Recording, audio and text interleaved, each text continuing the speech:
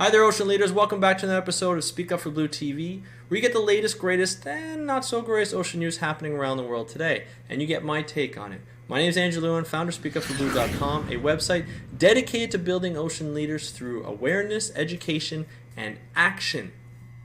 Today's episode is all about ocean action. In particular, we're going to talk about how you and I, as ocean leaders, can stop the use of drift nets around the world. Now, if you remember last week, I posted an episode about a whale watching captain and his team who freed a gray whale off the coast of Southern California from an entangled net that was entangled around the whale fluke, the whale tail. And it was a big event. It was really great. And I asked you the question of whether you would actually go and buy a whale watching trip with that company, knowing that they actually go out and protect the ocean on their own time and for the benefit of the ocean and the whales. And a lot of you responded with positive responses saying, yes, I probably would, or, I assume that most whale watching companies would do the same thing. A lot of you replied about the underlying question is, how come so many whales and fish are getting, caught in these drift nets, and why are these drift nets being lost, and how can we stop the use? So today's episode is all about that. We're going to stop the use of drift nets, and I found 4 ways to actually stop the use of fish nets, and I'm going to tell you this right now. So here we go. Number 1, the first way we can stop the use of drift net: make better seafood decisions. So can you imagine if you actually had the power to choose how fish are caught? Well, in fact, you do. But the question remains is, how do we know how fish are caught, and how do we know if they're caught sustainably or they're overfished? Well, there's actually a great program out of the Monterey Bay Aquarium called Seafood Watch. Now, the program produces a guide that informs consumers on how they can choose more sustainable seafood. So the guide provides information on each popular seafood species, their ecology, whether they're considered to be overfished, the type of gear used to catch them, where they're caught, and whether you should order it or avoid it. And if you have to avoid it, how you can pick an alternative species that's caught sustainably and is also based on the similar tastes and textures to the species you're supposed to avoid.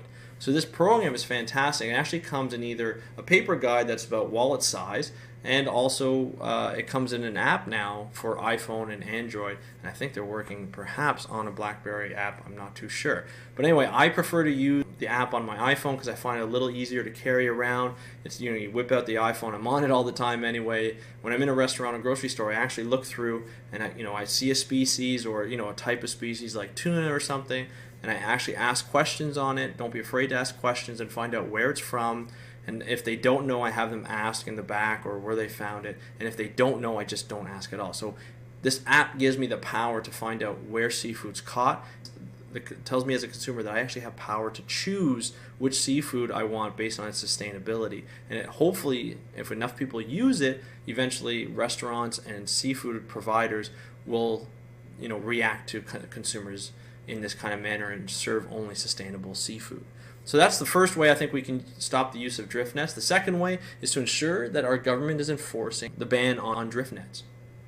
So in 1992, the United Nations passed an international moratorium on banning drift nets from being used around the world, and a lot of countries followed up, banning drift net use in their waters, so the exclusive economic zone, which is usually about 200 nautical miles off their coast.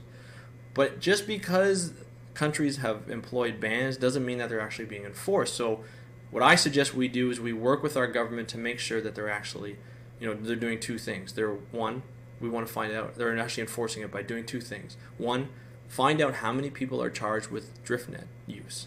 And 2, advocate for stricter punishments for the use of drift nets. Now, you can do this either by yourself, to the government, to your government official, or you can actually volunteer with organizations such as World Wildlife Fund, Oceana, Nature Conservancy, Conservation International, Ocean Conservancy, a local organization in your country or in your area, what have you. Really, the point is, we as ocean leaders need to make sure that we tell the regulatory agencies, that we want stricter punishments for people breaking the law.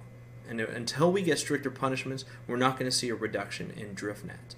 Now, last week I also posted a video about ancient Hawaiians and how they managed their fisheries, back in the day, and how they used enforcement to really, bring it home, bring the message home that they shouldn't overfish. Now they use a lot of times death as a corporal punishment, and I'm not advocating for that. I'm advocating for stricter punishment. Instead of slapping the person or organization with a small fine, maybe use jail time or a stricter fine, or take away their license for a few years to show them that people are serious and that we need to protect our fish and we need to protect our oceans. So that's the second way I think we can stop the use of drift nets.